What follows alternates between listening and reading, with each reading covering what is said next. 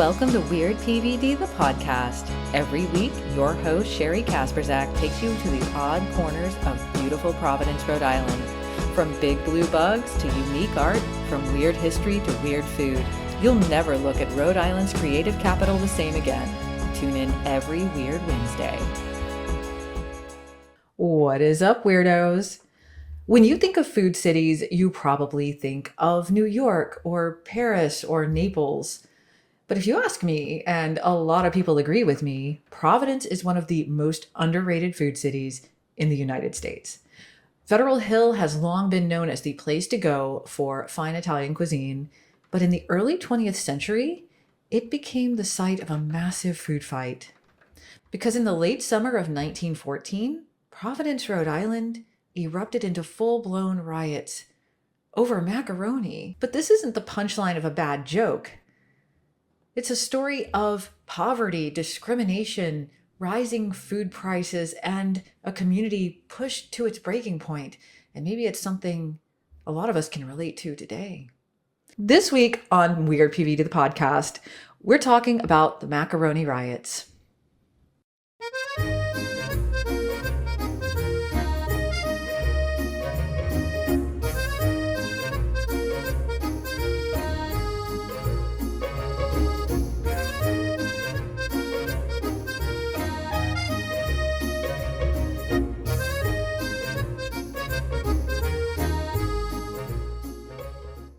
So let me set the scene for you. It's August 1914. Europe has already descended into chaos after the assassination of Archduke Franz Ferdinand. World War I has begun, but the United States hasn't officially entered it yet. Even so, the global economy is feeling the shockwaves. And in Providence, those shockwaves are felt the hardest in one neighborhood, Federal Hill. Federal Hill is the heart of the city's Italian immigrant community, and by the early 1900s, tens of thousands of Italians had settled there, building a tight-knit neighborhood filled with bakeries, markets, and family-run businesses. Most residents worked low-paying industrial jobs. They faced discrimination from the city's largely Irish-controlled police force and political system, and they had very little economic power. And then suddenly, food prices spiked. And not just for any food, but for pasta. For many families, macaroni wasn't just dinner, it was survival, a staple, cheap, filling, and dependable. Until it wasn't. By late August, tensions are boiling, no pun intended. A box of pasta jumps significantly in price, enough to strain already struggling families. Rumors begin to spread. Merchants are profiteering. Suppliers are taking advantage. Someone is getting rich while working class families can't afford to eat. On August 22nd, 1914, a large protest is organized. Nearly 1,000 people gather to demand lower prices. And at first it's peaceful, but a week later, everything changes. August 29th, 1914, another rally forms in Federal Hill, but this time something snaps. A crowd, estimated around 1,000 people, begins marching down Atwells Avenue. Their target, a man named Frank Ventrone.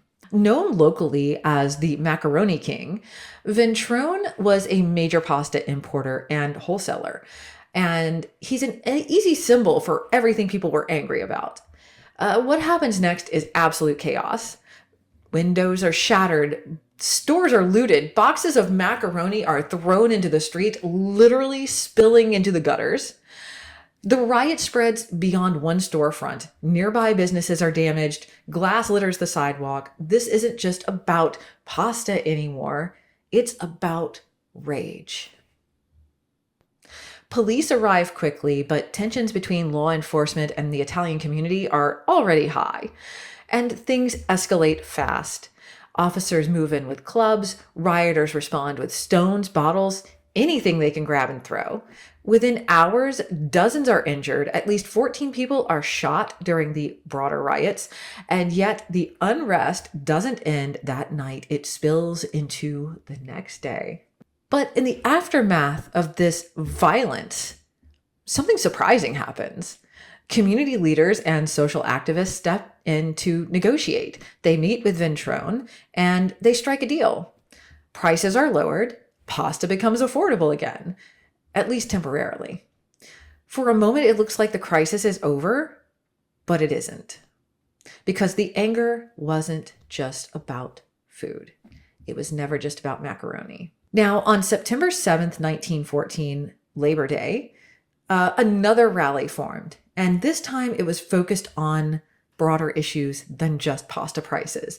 It was focused on low wages, inequality, and worker exploitation.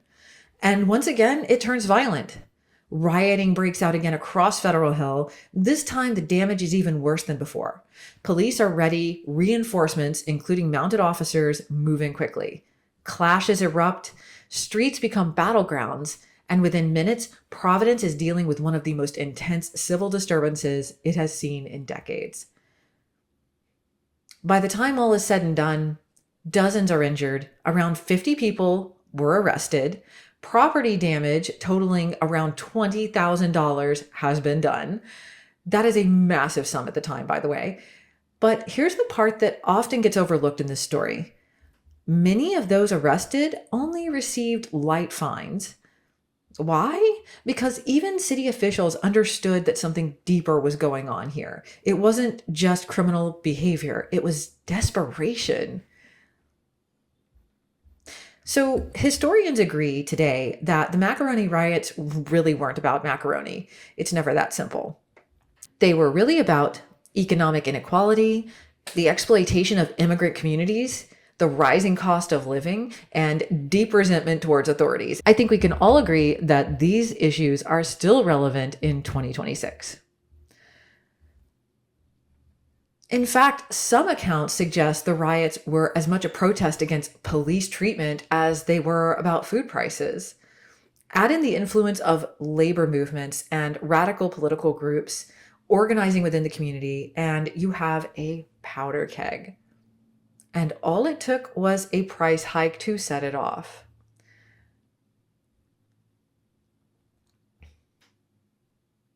Now, today, Federal Hill is known for its restaurants, its culture, its identity as Providence's Little Italy. But in 1914, it was something else entirely, a neighborhood fighting to survive.